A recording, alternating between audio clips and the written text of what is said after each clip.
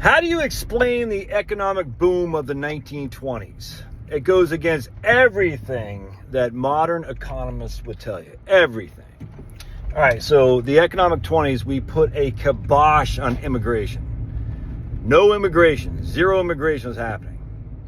1922, we had the massive tariff in 1922. Was the federal government spending like drunken sailors like they did in the 1930s? No, they were not. In fact, one of the reasons we got out of the depression of 1920 and 1921 is because Silent Cal said we just got to let the market take care of itself. Business cycles happen. We got to let it go. So how do you explain this? Oh, by the way, not only did we have massive tariffs in 1922, but as on the back of the massive tariffs we had in 1897, again, as I've talked about before, the Dingley tariffs, which allowed America to become the biggest economy in the world, replacing the UK as the biggest economy.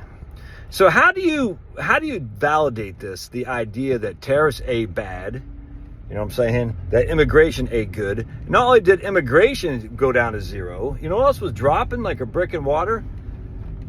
Was the birth rate. The birth rate was going down like crazy. In fact, the book I'm reading right now by my man Richard Easterlin, who just died. I never know Richard Easterlin until I read some economists talk about his productivity and when he just died last year. I said, I don't know who this guy is, but I want to read him. He talks about how the absolute number of 15 to 29-year-old men in the United States dropped in the 20s and into the 30s.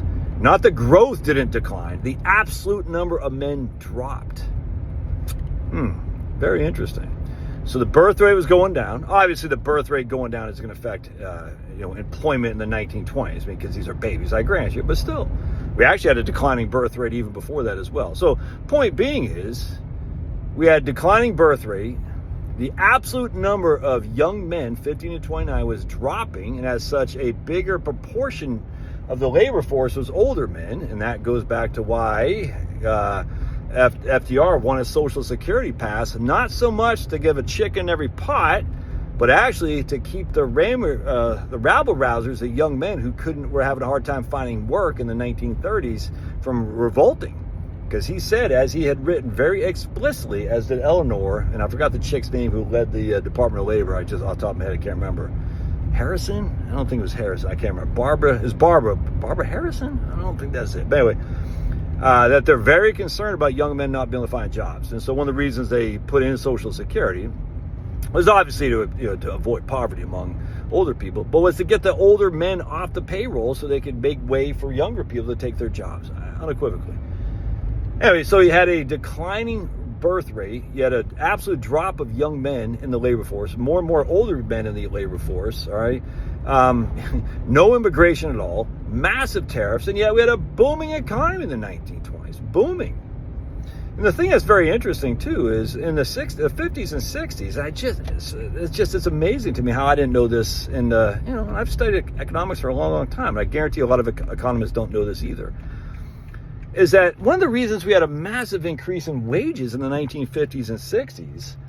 Well, one of the reasons was because we had such limited competition for labor in the 1950s and 60s due to the fact that we had less men who were 15 to 29 working 20 to 30 years later.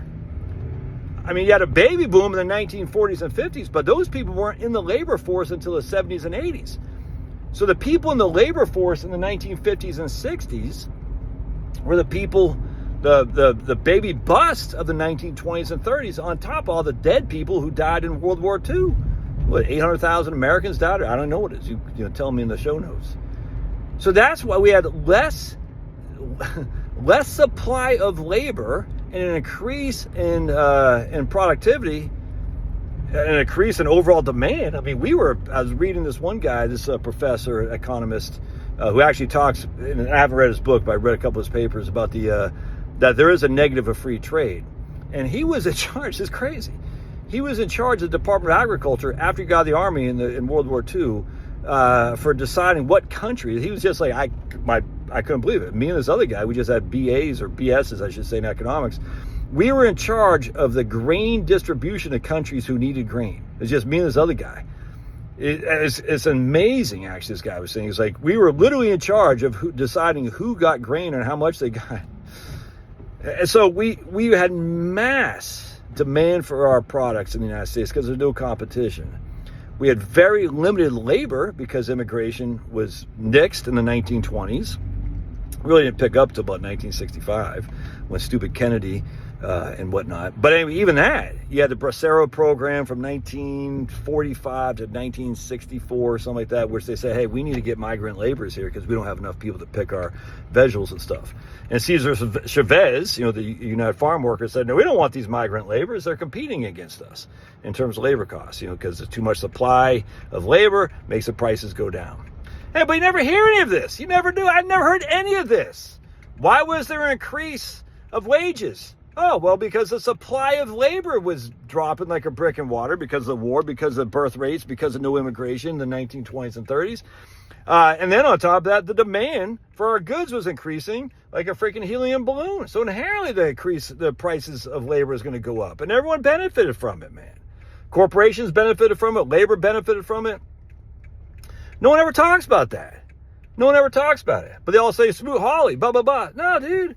We had a booming economy after freaking the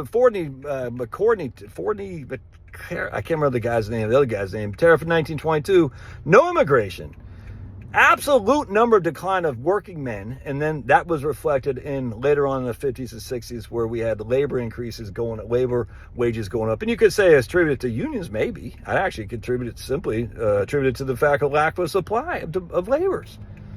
Anyway, some guy posted the other day, I could not agree more, that mass immigration is a capitalist tool to hurt wages for Americans. I said, that is 100% right. Absolutely. Yeah, it's just weird how no one ever talks about that because they're either ignorant or they just don't care. They don't care the truth. They just said, oh, no, man, wages or immigration is great. Tariffs are bad. Always and everywhere is good. It's freaking just, these guys can pound sand. All right, God bless.